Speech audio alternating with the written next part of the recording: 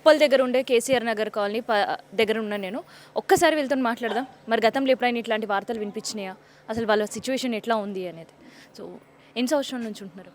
19 సంవత్సరాలు అయింది, 20 సంవత్సరాలు నడుస్తుంది. పోతాయి అంటుంటే ఎప్పుడు కానీ న్యూస్ పేపర్లు వస్తుండే, టీవీలు వస్తాయి, ఇలాగే ఎప్పుడు వచ్చి మార్కింగ్ చేయడం అని మళ్ళీ సర్వే చేయడం అలాంటివి ఏం లేవు ఇప్పుడు. మరి మీరు ఇల్లు కట్టుకొని ఎన్ని సంవత్సరాలు అయింది?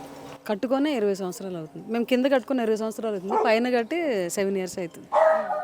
మరి ఇప్పుడు ఇల్లు కూల్ చేస్తామనడం, నోటీసులు ఇవ్వడం, నోటీసులు అయితే రాలేదు. ఇంకొక 1 weekలో ఇల్లు కూల్ చేస్తాం, అదంతా కూడా కబ్జా చేసిందే, వాళ్ళు కొనుక్కొని కట్టుకున్న పరిస్థితులు ఏం లేవు అని అంటున్నారు. చూపించాలి కదా, కబ్జా చేసినట్టు కూడా ఆయన చూపించాలి కదా. కబ్జా చేసినట్టు ఆయన కూడా ప్రూఫ్స్ ఏమన్నా చూపించాలి కదా. మేము ప్రూఫ్ చూపిస్తాం, కొన్నట్టుగా రిజిస్ట్రేషన్లు, ట్యాక్స్లు, కరెంట్ బిల్స్ అలాంటివి మేము చూపిస్తాము. ప్రూఫ్స్ ఇప్పుడు ఆయన చూపించాలి, మేము చూపించాలి కదా. మేము కబ్జా చేసినట్టు ఆయన కూడా ప్రూఫ్ చేయాలి కదా. మాకు కబ్జా చేస్తుంటున్నప్పుడు ఇక్కడ ఒకటే ఇల్లు మాది 20 సంవత్సరాల క్రితం ఉంది. అక్కడ ఏదన్నా బోర్డు పెడితే ఎంతమంది బలి అవ్వకపోదురు కదా. బోర్డు అయితే పెట్టాలి కదా. తప్పు మాది అంటే ఎలాగవుతుంది? అమ్ముతున్నారు, తక్కువకి వస్తుంది, కొనుక్కున్నాం అందరం. మనం కబ్జా అంటే మేము ఊరుకోము. అసలు ఇది కరెక్ట్ కాదు కబ్జా అనడం. మా దగ్గర పాస్బుక్లు, పట్టాలు, లేఅవుట్లు అన్నీ ఉన్నాయి మాకు. మీరేమో అన్నీ ఉన్నాయంటున్నారు. చాలా మంది ఇక్కడ కష్టపడి కట్టుకున్నారు, ఇంకొంతమంది ఇంకా ఊర్లలో పొలాలు అమ్ముకొని తీసుకొచ్చుకొని కట్టాము. ఇప్పుడు తిరిగి సొంత ఊర్లు వెళ్ళాలంటే కూడా మాకు ముఖం లేదు. ఎక్కడ మాది శ్రీకాకుళం. మరి అసలు ఇట్లాంటి పరిస్థితి వస్తుంది, మాకు కొత్త గవర్నమెంట్ వస్తుందని ఎప్పుడైనా అనుకున్నారా? గవర్నమెంట్ వస్తుంది, మారుతాయి రాతలు అనుకున్నాం, కానీ ఇంతగా రోడ్డు కేసెస్ అంత మారుతాయి అనుకోలేదు. మరి ఇది కూల్ చేసి మీకు డబుల్ బెడ్రూమ్ ఇస్తామో? డబుల్ బెడ్రూమ్ ఎట్లా ఇస్తారండి? ఎంత ప్రాపర్టీని కూల్ చేసి అట్లా ఎట్లా ఒప్పుకుంటాం? మా ప్రాణం పోతే ఇక్కడ వదిలేస్తాం, కానీ డబుల్ బెడ్రూమ్లో మేము ఉండలేమండి. ఇప్పుడు మేము ఎక్స్ఆర్వి, మేము ఎక్సర్వీస్ మ్యాన్ మా వారు. ఇప్పుడు మాకు కొన్ని ఇష్యూస్ వల్ల పెన్షన్లు కూడా ఆగిపోయినాయి అన్నమాట మాకు. అలాంటప్పుడు ఈ వచ్చే రెంట్లతోనే మేము తింటున్నాము. ఈ రెంట్లు లేకుంటే ఆయన డబుల్ బెడ్రూమ్ ఇస్తే మేము ఎట్లా డబుల్ బెడ్రూమ్కి వెళ్తాము? రెంట్లు వచ్చే ఇల్లు వదులుకొని డబుల్ బెడ్రూమ్కి వెళ్ళమంటే వెళ్ళం కదా. ఎవరి బెడ్లో ఉంటారు, వాళ్ళని డబుల్ బెడ్రూమ్ ఇస్తే నడుస్తుంది.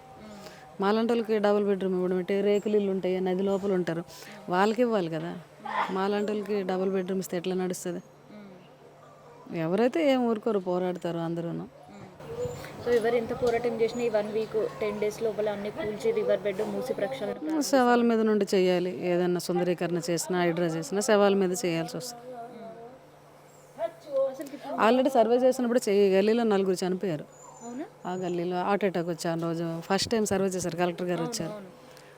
అలా తర్వాత చాలామంది ఈ ఏరియాలో కాకుండా అక్కడ అక్కడ అక్కడ అలా చాలామంది చనిపోయారు. ఇప్పుడు మళ్ళీ ఫైనల్గా ఇప్పుడు 1 weekలో తోసేస్తామంటే అదే శవాల మీద నుంచి వాళ్ళు చేస్తారు. గవర్నమెంట్ని ఆపేద్దాం ఎవరికి లేదనుకోండి, కానీ న్యాయం చేస్తారా అన్యాయం చేస్తారా అది వాళ్ళకే తెలియాలి. శవాల మీద నుంచి అయితే చేయాల్సి వస్తుంది ఈ ఇల్లు కానీ కూల్ చేస్తే. ఎందుకంటే వేరే దగ్గరికి వెళ్ళి మేము బతకలేము, మాకు ఇంకేం లేదు. మాకు కొడుకులు లేరు, నెలకింత ఇస్తారు తింటామని ఉన్న ఒక అమ్మాయికి పెళ్లి చేసాము, వెళ్ళిపోయారు. మాకెవరు చూసేటోళ్ళు కూడా లేరు, మా ఇద్దరమే ఉంటాం. అలాంటిది ఇప్పుడు ఇల్లు తోసేస్తే మేము ఎక్కడికి వెళ్తాం? సొంత ఊర్లో ఉన్న ఆస్తులన్నీ అమ్ముకొచ్చి దీని మీద పెట్టాము. ఆ రోజు ఎవరు చెప్పలేదు ఇది పోతుంది, మీరు ఇక్కడ కట్టుకోకండి, కొనకండి అని. రిజిస్ట్రేషన్ కూడా చేసేది కదా. రిజిస్ట్రేషన్ అయ్యి కూడా మాది 19 సంవత్సరాలు అవుతుంది. సరే అప్పుడు మాకేదో తెలియ కొనిసాం తక్కువలో వస్తుందని. ఇప్పుడు రీసెంట్గా కూడా ఈ సర్వే అయిన తర్వాత కూడా అక్కడ బోర్డు పెట్టాలి కదా. సర్వే అయిన తర్వాత 2-3 ఇల్లు కట్టారు. ఆ ఇల్లు సర్వే అయిన తర్వాత కట్టిన ఇల్లు, ఆ ఇల్లు సర్వే అయిన తర్వాత కట్టిన ఇల్లు. మరి గవర్నమెంట్ తప్ప, పబ్లిక్ తప్ప, బ్రోకర్లు తప్ప మాకు తెలీదు. మధ్యలో అవస్థలు జనాలకేనా? మాలాంటి వాళ్ళకి మరి అవస్థలు. ఇప్పుడు ఇల్లు ఉండే ఒక నీడ ఉందని ఒక ధైర్యం ఉండేది మీకు. ఆయన ఎలా తీసుకుంటాడో, ఏ లెక్కతో తీసుకుంటాడో మరి ఆయనకే తెలియాలి. కానీ మేమైతే కబ్జా అంటే ఊరుకోమండి. ఇది కబ్జావి కావు, ఇవి పక్కా రిజిస్ట్రేషన్తో మేము కొనుక్కున్నాము. మేము ట్యాక్స్ కడుతున్నాము, కరెంట్ వచ్చింది, నల్ల వచ్చింది, డ్రైనేజ్ శాంక్షన్ చేసిండు అతనే. ఇప్పుడు 1 week అవుతుంది. అది ఏ లెక్కతో కూల్ చేస్తారు?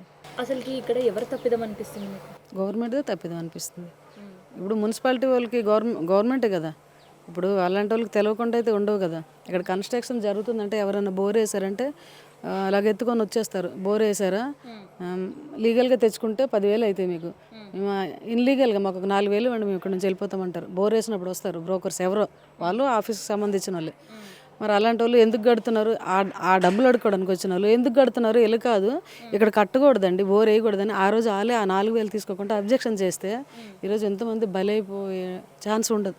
సో ఇల్లులు ఒక జీవితంతో ముడిపడి ఉంటాయి, జీవితంలో ఒకేసారిగా. ఇది కరెక్ట్ కాదు. ఆలోచించుకోవడానికి కూడా మాకు మాట్లాడడానికి కూడా రావట్లేదు. మేము ఆ అడవుల్లో మాకు వదిలేసి ఫ్యామిలీలకి ఇండియన్ ఆర్మీ అంటే ఏంటండి, ఆ అడవుల్లో అక్కడ పనులు చేసి మాకు వదిలేసి ఇక్కడ పిల్లలకి ఈరోజు తిరిగి వచ్చినప్పుడు సుఖం లేకుండా ఉంది మాకు. ఇప్పుడు ఎక్కడికి వెళ్ళాలి కూడా తెలియదు మాకు. రోడ్డు మీద పడ్డట్టేనా మళ్ళీ ఇది కూల్చేస్తే?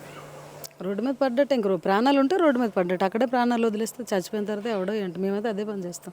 మేమైతే బతికే ఛాన్స్ అయితే లేదు మాలాంటి వాళ్ళకి. ఎవరి సంగతి ఏమో కానీ దేశం కోసం ప్రాణాలు ఇచ్చి పోరాడి మాలాంటి వాళ్ళకి న్యాయం జరిగినప్పుడు ఇప్పుడు కట్టవతల 12 మంది వాళ్ళు మొత్తం వాళ్ళ ఇల్లు అన్నీ కూల్చేశారు ఆ రోజు. అంతా ఇండియన్ ఆర్మీనే. మాలాంటి వాళ్ళకి న్యాయం జరిగినప్పుడు మామూలు వాళ్ళు ఎంత.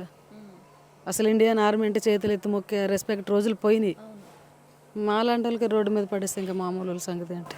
అసలు ఏమనిపిస్తుంది కదా ఈ గవర్నమెంట్ వచ్చి ఇట్లాంటి డెసిషన్స్ తీసుకుందంటే ఇంతకుముందు ఇప్పుడు అతనిది తప్పు కాదు. తీసుకుందంటే ఇంతకుముందు నుంచి ఉండొచ్చు. ఎన్నో రాజశేఖర రెడ్డి గవర్నమెంట్లో కూడా ఇది ఇష్యూ కొంచెం వెళ్ళింది, కొంచెం ఇటు చాలా వెళ్ళింది.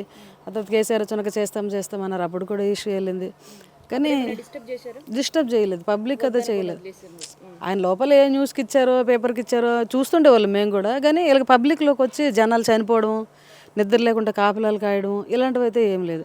ఇది ఇప్పటికి కూడా గవర్నమెంట్ చేసే పని తప్పు అనడం లేదు. దేనికన్నా మేము కూడా దానికి సహకరిస్తాము.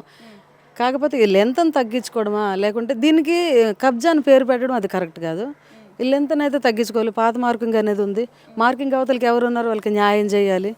ఇలాంటివి ఉన్నాయి. కానీ ఆయన ప్రజల్లోకి వస్తే ఏమైనా మాట్లాడతారు. కానీ ఆయన అక్కడ గద్దె మీద కూర్చొని మాలాటోళ్ళు మీలాంటి వాళ్ళు వస్తారు, మాట్లాడతాం అయిపోతుంది. కానీ మా బాధ ఎవరికి చెప్పాలి? మీకు చెప్తే మీరు ఆయన వరకు వెళ్ళినట్టుగా చేయగలుగుతారు. మీ చేతుల్లో కూడా ఏం లేదు కదా. ఆయన వచ్చి రెస్పాండ్ అవ్వాలి కదా. ఇప్పుడు ఆయన ఒక హామీ ఇవ్వాలి. ఇంత అబద్ధాలు కూడా కొంతమంది చెప్తున్నారు. ఇప్పుడు వాళ్ళు ఉన్నారు, వీళ్ళు ఉన్నారు, అందరూ ఏ పార్టీ వాళ్ళు ఏం చక్కనే వాళ్ళు నేను చెప్పట్లేదు. మేము ఒక పార్టీ తరపునే ఉండేవాళ్ళం కదా, న్యాయం పక్క ఉండేటోళ్ళం. అక్కడ వరకు పోద్దని కొందరు, 1 కిలోమీటర్ అని కొందరు, ఇక్కడ వరకు కొందరు, పాత అని కొందరు. ఆయనే గద్దె దిగి వచ్చి ఇక్కడ వరకు అది ఇక్కడ వరకు అఫీషియల్గా అనౌన్స్ చేస్తే కొంతమంది అయినా సేఫ్ అవుతారు కదా. ఇప్పుడు ఎక్కడ వరకు అనేది కరెక్ట్గా క్లారిటీ లేదు. అసలు టెన్షన్స్ ఎట్లా ఉన్నాయండి? టెన్షన్స్ అంటే మాకైతే పండుగలు ఏం లేవు. మాకైతే అసలు షుగర్లు బీపీలు ఐలో ఉన్నాయి. ట్యాబ్లెట్ తెచ్చిచ్చే గతి కూడా లేదు. ఉన్న ఒక పాప యూఎస్లో ఉంటుంది. లోపల ఏమవుతుందో కూడా బయట తెలియదు. ఎవరన్నా వచ్చి కరెంటు బిల్లులు వాళ్ళు డోర్ కొడితే తప్ప మేము బతుకున్నామో ప్రాణం పోయిందో కూడా ఒకరికి తెలియదు. మా ఇంట్లో ఎవరు ఉండరు. ఇదంతా కారణం ఈ హైడ్రా నుంచి. అసలు ఈ రాష్ట్రంలో చాలా సమస్యలు ఉన్నాయి. ఇప్పుడు హైడ్రా ఇంపార్టెంట్ అనిపిస్తుంది మీకు? అనిపిస్తుందంటే ఇంకా ఏదో చెప్తారు, కుక్కకి రొట్టు మొక్క దొరికినట్టుగా ఆయన చేస్తున్నాడు. మరి దానికి మనలాంటి వాళ్ళం సమాధానం చెప్పలేము. చెప్పేంత ఇది కూడా లేదు.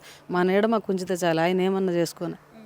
ఆయన నువ్వు సుందరీకరణ చేయమా వద్దని మేము చెప్పట్లేదు. చేస్తే మాలాంటి వాళ్ళు కూడా మంచిది, కంపు వాసనలు ఉండవు. కానీ అక్కడ రివర్ వాల్ ఒకటి కట్టి దాని లోపల ఏమన్నా చేసుకుంటే బాగుంటుంది. ఇన్ని చెరువులు పెట్టుకొని మూసి పక్కన ఉన్న ఈ పట్ట భూములు పట్టుకొని కబ్జా భూములు అంటుంటే అది కొంచెం బాధ కలుగుతుంది. కబ్జావి కాదు ఇవి. రైతుల దగ్గర నుంచి పట్టాలు ఉన్నాయి, పాస్బుక్లు ఉన్నాయి, లేఅవుట్లు ఉన్నాయి, నల్ల ఉంది, వాటర్ ఉంది, కరెంట్ ఉంది. ఇవన్నీ ఉన్నప్పుడు ఇది కబ్జా అని పేరు పెట్టడం చాలా బాధగా ఉంది. ఆయన తీసుకునే కంట కబ్జా అని పేరు పెట్టడం ఎక్కువ బాధగా ఉంది మాకు. మేము ఏదన్నా లీగల్గా చూసుకుంటాం. ఒక ఆర్మీ ఉన్నప్పుడు ఆయన అది సంబంధం చూస్తే అటు 7 తరాలు ఇటు 7 తరాలు అన్నట్టు ఒక జాగా కొనాలంటే ఆర్మీ కూడా చాలా ఆలోచిస్తాడు. అంత ఆలోచించి మేము కొంటే ఈరోజు ఇది కబ్జా అని ఒక్కొక్కరు వచ్చి అంటుంటే అది మాకు నచ్చట్లా, బాధ కలుగుతుంది. అడవుల్లో సంపాదించి రాత్రి అనక పగులు ఆ డబ్బులు తెచ్చి ఇందులో పోసాం. ఇప్పుడు మాకు వేరే ఆధారం కూడా లేదు. సొంతూరులో ఉన్న ఆస్తులు కూడా తీసుకొచ్చి ఇక్కడ పోయి సొంతూరు వెళ్ళే ముఖం కూడా లేదు ఇప్పుడు మాకు. రానివ్వరు ఊరికి ఇక్కడ అమ్ముకొని పోయారు. వద్దంటే ఇప్పుడు ఏమైంది అన్నట్టుగా పెద్దోళ్ళతో కూడా మాటలు. చనిపోతే బాగా అనిపిస్తుంది బతికే కంటే. అదైతే ఖాయం అంటే తొయ్యడం అనేది జరిగితే అదైతే మా గల్లీలో ఫస్ట్ వెళ్ళేది మా సేవమని నేనైతే ఇప్పుడు చెప్తున్నాను. ఆ రోజు మీరు మీడియా వాళ్ళు ఎక్కడున్నా కూడా మీకు తెలుస్తుండొచ్చేది, ఇది జరుగుతుంది కూడా.